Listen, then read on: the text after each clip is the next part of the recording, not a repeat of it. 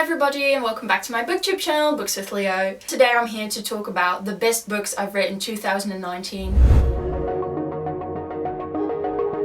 I've read so many good books in 2019. I think personally I had a very good reading year. I read around 82 books. It's December 23rd now, so like it's possible it could be more, but probably it's not going to be 100. Like my goal was 100 because last year I read 107, but I think last year was just improbably good for me.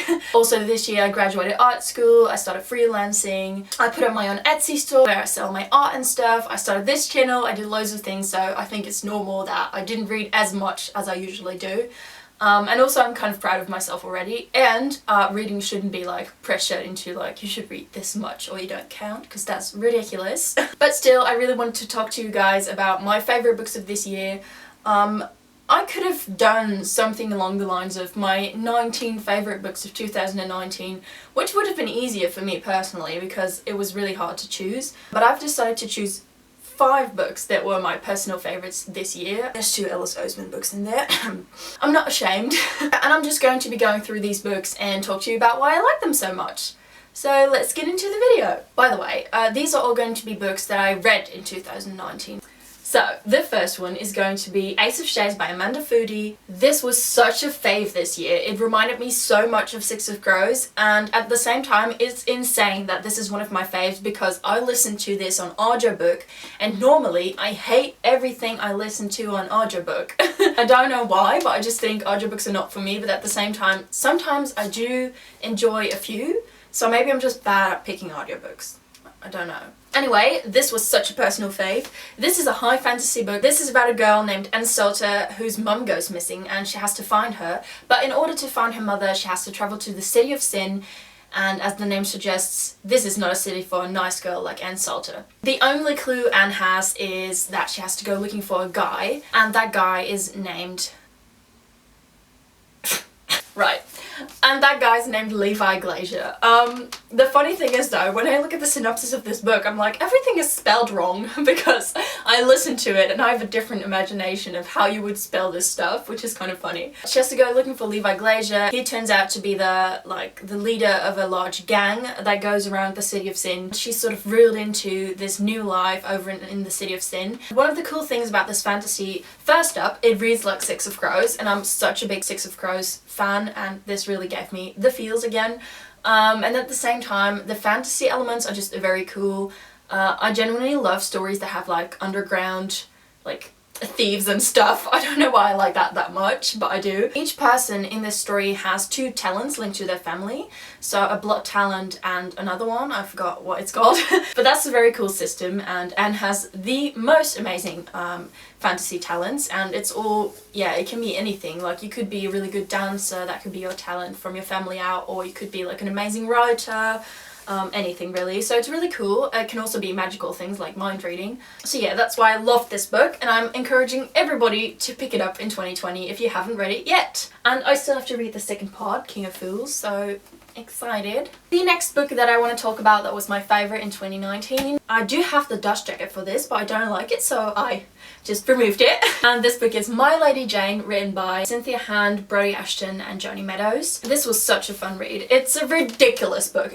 Let me just state up front that this is ridiculous. It's a history retelling, but it's super funny. And it's about Jane Grey, and she gets married off to this guy called Gifford, or he likes to call himself G. He turns into a horse each night. This sounds like a wicked version of Twilight, but I promise it's not really. And then we also follow King Edward, who's terminally ill. They all live in this kingdom where you can be an Asian, I think that's what it's called, and then you can turn into a certain animal, like Gifford does. He turns into a horse. That is this magic, but it sort of tears the land apart because one half of the land is anti-Asians. They call themselves Verities. They think it's unnatural, they think it's wrong, and the other half is like not racist. This is just mostly a very fun, light-hearted story, and it's kind of ridiculous, but I think the writers knew it was ridiculous, and that's why it made me laugh so much. Like I had to laugh every other page, and just mostly all the passages. Jane eventually gets married off to Gifford, which is not really a spoiler, I think, and she's just like, you made me marry a horse. Gifford is a horse, and just all the times Okay, this is like one of these things where it doesn't sound as well when I say it, but this was really funny. You should check it out. And then the next book is by Alice Oseman, and this is Vega Silence. I did not like the ending of this book very much. I don't know why really, but I just sort of, I don't know, it felt like it all had to be wrapped up really quickly, but I really liked all the other parts. This is a story of two people who develop a very close friendship, and this story really dives into academia, pressure on young children in our society today, and just really school pressures. And it's also really about fan art and finding yourself in something creative, and I love all those aspects of this story. We follow two quiet people called Frances and Aled, and they develop a beautiful friendship. And Aled has this podcast called Universe City, and Frances is a huge fan of that podcast, but they don't know who they are from each other. And yeah, I loved that they just developed this beautiful friendship instead of the expected romance, and there was some romance in it nonetheless. And this book is so diverse in terms of sexuality, but also in terms of people and sort of discovering who you are. It's a real beautiful coming of age story. And it's also feel good. We love a feel good book, or I do.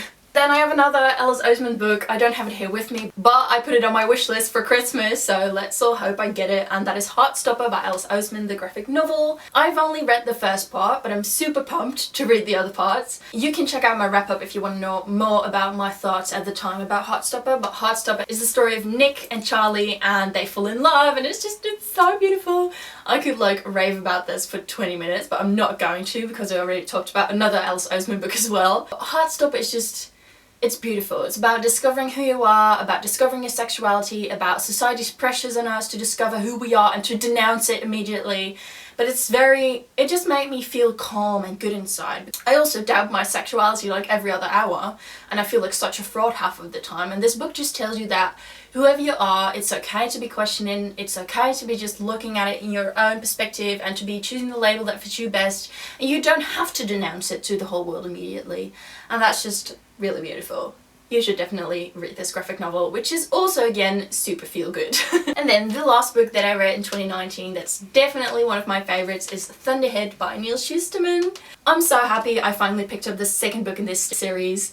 The series is Scythe by Neil Shusterman. I also got the third part already. It's The Toll, and I still have to read it. These books keep getting thicker and thicker, and I'm just sort of nervous. This book was phenomenal. The way it was wrapped up, especially, I was just like reading the last pages like, what's going on?